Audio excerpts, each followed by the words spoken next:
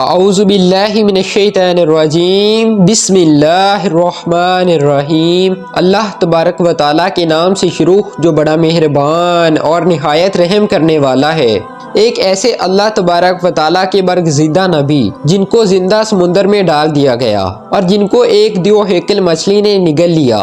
آپ سے ایسی کون سی خطا سرزد ہوئی تھی جس کی وجہ سے آپ کو کئی دنوں تک مچھلی کے پیٹ میں رہنا پڑا، اور آپ کتنے دنوں تک اس دیو ہیکل مچھلی کے پیٹ میں رہے، اور آپ نے کون سی ایسی دعا پڑھی تھی جس کی وجہ سے اللہ تبارک و تعالیٰ نے آپ سے اس آزمائش کو دور کر دیا، اور آپ کتنے دنوں بعد اس مچھلی کے پیٹ سے باہر تشریف لائے۔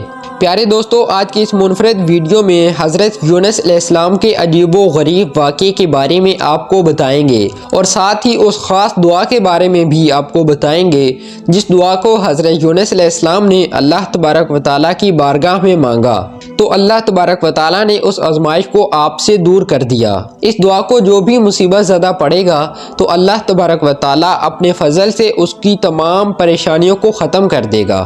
پیارے دوستو، حضرت یونس علیہ السلام اللہ تبارک و تعالیٰ کے ایک سے برگزیدہ نبی گزرے ہیں۔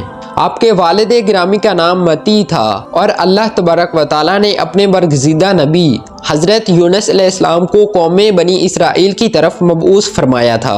پیارے دوستو، یاد رہے کہ قوم بنی اسرائیل وہ واحد قوم ہے جس کی طرف اللہ تبارک و تعالیٰ نے سب سے زیادہ انبیاء کرام کو مبعوث فرمایا۔ اللہ تبارک و تعالیٰ نے حضرت یونس علیہ السلام کو نبوت عطا فرما کے عراق کے مشہور شہر نینوا کی طرف مبعوث فرمایا تھا۔ اللہ تبارک و تعالیٰ نے جب حضرت یونس علیہ السلام کو نبوت عطا فرمائی اس وقت آپ کی عمر مبارک 28 برس تھی۔ چنانچہ اللہ تبارک و تعالیٰ کے حکم کے مطابق حضرت یونس علیہ السلام اہل نینوا کو ایک عرصے تک دعوت حق دیتے رہے، لیکن اہل نینوا نے آپ کی بات پر کوئی کان نہ دھرا اور اسی طرح اپنے گناہوں اور برائیوں کے اندر مبتلا رہے۔ چنانچہ اس کے باوجود بھی حضرت یونس علیہ السلام اپنی قوم کو اللہ تبارک و تعالیٰ کی وحدانیت کی طرف بلاتے اور گناہوں سے منع کرتے۔ حضرت یونس علیہ السلام نے کئی سالوں تک اپنی قوم کو دعوت حق کی تبلیغ کی، لیکن وہ قوم اپنے گناہوں سے باز نہ آئی اور اسی طرح اللہ تبارک و تعالیٰ کی نافرمانیوں اور گناہوں کے اندر مبتلا رہی۔ اہل نینوا کی اس سرکشی نے اور مسلسل مخالفت نے حضرت یونس علیہ السلام کو دل برداشتہ کر دیا تھا۔ حضرت یونس علیہ السلام اپنی قوم کی نافرمانیوں کو دیکھ کر ان سے سخت ناراض ہوئے اور ان کے لیے اللہ تبارک و تعالیٰ کی بارگاہ میں عذاب الہی کی بد دعا کر کے اس بستی سے روانہ ہو گئے۔ آپ اپنی قوم کے لیے بد دعا کرنے کے بعد اس بستی سے باہر نکلے اور دریائے فرات کے کنارے پہنچ گئے۔ وہاں پر مسافروں سے بھری کشتی روانہ ہونے کے لیے تیار کھڑی تھی۔ چنانچہ حضرت یونس علیہ السلام بھی اس کشتی کے اندر سوار ہو گئے۔ کشتی ابھی کچھ ہی دور گئی تھی کہ اللہ تبارک و تعالیٰ کی طرف سے طوفانی ہوائیں چلنے لگیں، اور ان خوفناک طوفانی ہواؤں کے اندر وہ کشتی ڈگمگانے لگی۔ چنانچہ ان طوفانی ہواؤں کی وجہ سے کشتی کے ڈوبنے کا خطرہ پیدا ہو گیا۔ اس وقت ملاحوں نے اپنے عقیدے کے مطابق کہا کہ معلوم ہوتا ہے کہ اپنے آقا کا بھاگا ہوا کوئی غلام اس کشتی میں سوار ہو گیا ہے۔ جب تک اس غلام کو اس کشتی سے نکالا نہ جائے گا تب تک اس مصیبت سے نجات حاصل نہ ہوگی۔ چنانچہ ملاحوں کی یہ بات سن کر حضرت یونس علیہ السلام کے دل میں یہ خیال آیا کہ میں نے اللہ تبارک و تعالیٰ کی وحی کا انتظار کیے بغیر ہی اپنی قوم کے لیے بد دعا کر کے وہاں سے چلا آیا، اور شاید اللہ تبارک و تعالیٰ کو یہ میرا عمل پسند نہیں آیا، اسی لیے یہ آثار نمودار ہوئے ہیں اور یہ میری آزمائش ہے۔ چنانچہ یہ منظر دیکھ کر حضرت یونس علیہ السلام نے ان ملاحوں سے فرمایا کہ میں ہوں وہ بھاگا ہوا غلام جو اپنے آقا سے بھاگ کر آیا ہے، مجھے کشتی سے پھینک دو تاکہ یہ طوفان رک جائے۔ مگر اس کشتی میں سوار ملاح اور مسافر آپ کو خوب جانتے تھے اور آپ کو نیک انسان سمجھتے تھے۔ وہ لوگ آپ کی شرافت سے خوب متاثر تھے۔ چنانچہ ان لوگوں نے آپ کو کشتی سے پھینکنے سے انکار کر دیا۔ اس کے بعد پھر یہ طے پایا کہ قرعہ اندازی کی جائے، اور جس کا نام قرعہ میں نکلے گا اس کو کشتی سے نکال دیا جائے گا۔ چنانچہ سب کی رائے کے مطابق قرعہ اندازی کی گئی۔ اس قرعہ اندازی میں پہلی ہی بار حضرت یونس علیہ السلام کا نام نکل آیا۔ چنانچہ اس طرح حضرت یونس علیہ السلام کا نام دیکھنے کے باوجود بھی ملاح اور مسافروں کو یقین نہ آیا۔ اس کے بعد دوسری اور تیسری بار بھی قرعہ اندازی کی گئی۔ ہر بار حضرت یونس علیہ السلام کا نام نکلتا۔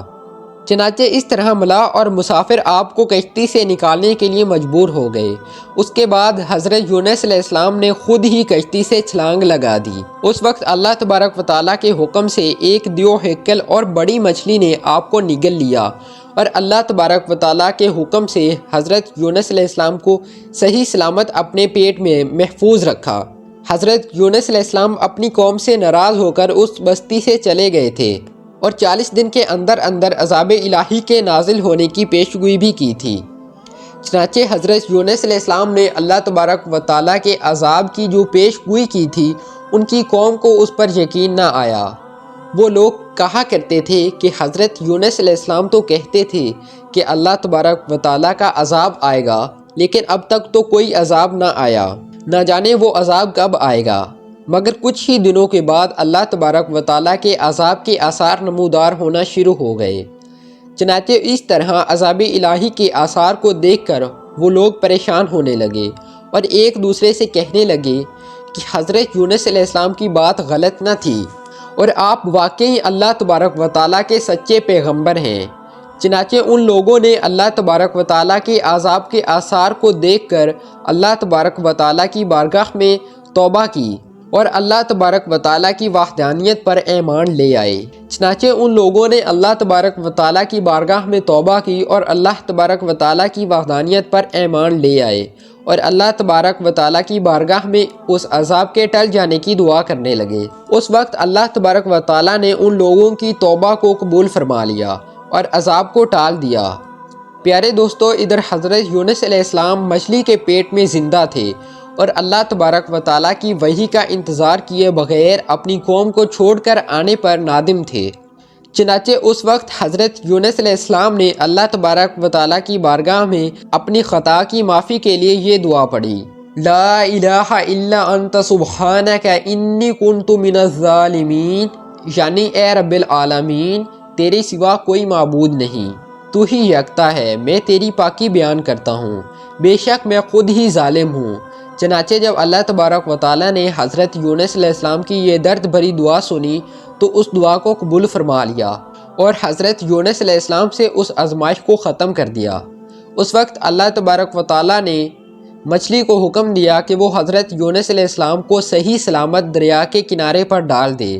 چنانچہ اس وقت اس مچھلی نے اللہ تبارک و تعالیٰ کے حکم کی تعمیل کرتے ہوئے حضرت یونس علیہ السلام کو ساحل کے کنارے پر ڈال دیا۔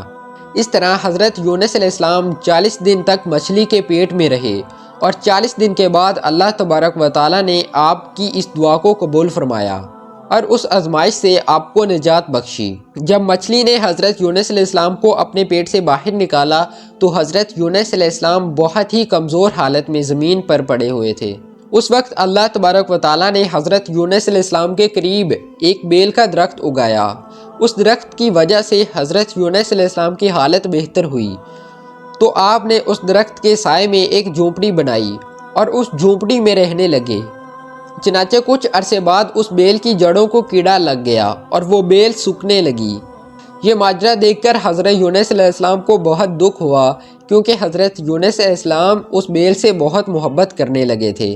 اس وقت اللہ تبارک و تعالیٰ نے حضرت یونس علیہ السلام کی طرف وحی نازل فرمائی، اور حضرت یونس علیہ السلام کو مخاطب کرتے ہوئے ارشاد فرمایا: اے یونس علیہ السلام، تمہیں اس بیل کے سوکھنے کا بہت دکھ ہوا، جو ایک معمولی اور حقیر چیز ہے، لیکن آپ نے اپنی قوم کو چھوڑتے ہوئے یہ نہ سوچا کہ نینوا میں بسنے والے 1 لاکھ سے زائد انسانوں کو اور ان کے علاوہ لاتعداد حیوانوں اور جانوروں کو ہلاک کرنے میں ہمیں ناگواری نہ ہوتی۔ کیا ہم ان کے لیے اس سے بھی زیادہ مہربان نہ ہوتے جتنا تم اس بیل کے لیے مہربان ہو؟ اور آپ علیہ السلام وحی کا انتظار کیے بغیر ہی اپنی قوم کو بد دعا دے کر وہاں سے چلے آئے۔ ایک نبی کی یہ شان نہیں کہ وہ اپنی قوم کے لیے بد دعا کر کے نفرت کی وجہ سے ان سے جدا ہونے میں جلدی کرے اور وحی کا انتظار بھی نہ کرے۔ پھر اس کے بعد اللہ تبارک و تعالیٰ نے حضرت یونس علیہ السلام کو یہ حکم دیا کہ وہ دوبارہ نینوا جائیں اور وہاں پر رہ کر اہل نینوا کو دین کی تبلیغ کریں اور ان کو اللہ تبارک و تعالیٰ کا پیغام پہنچائیں، تاکہ اللہ تبارک و تعالیٰ کی کثیر مخلوق حضرت یونس علیہ السلام سے فائدہ حاصل کر سکے۔ چنانچہ اس وقت حضرت یونس علیہ السلام اللہ تبارک و تعالیٰ کے حکم کے مطابق وادی نینوا میں دوبارہ تشریف لے گئے، اور ان کی قوم نے آپ کی آمد پر بہت خوشی کا اظہار کیا، اور پھر وہ لوگ حضرت یونس علیہ السلام سے دین کی تبلیغ حاصل کرنے لگے۔ اس قوم نے دنیا میں بھی کامیابی حاصل کی اور آخرت میں بھی کامیاب ہوئے، اور اسی طرح اللہ تبارک و تعالیٰ نے اس قوم کو بخش دیا۔ اللہ تبارک و تعالیٰ سے دعا ہے کہ اللہ تبارک و تعالیٰ ہمیں نیک اعمال کرنے کی توفیق عطا فرمائے اور برے اعمال سے ہمیں نجات عطا فرمائے، اور حضور صلی اللہ علیہ وآلہ وسلم کی محبت کے اندر جینا مرنا نصیب فرمائے۔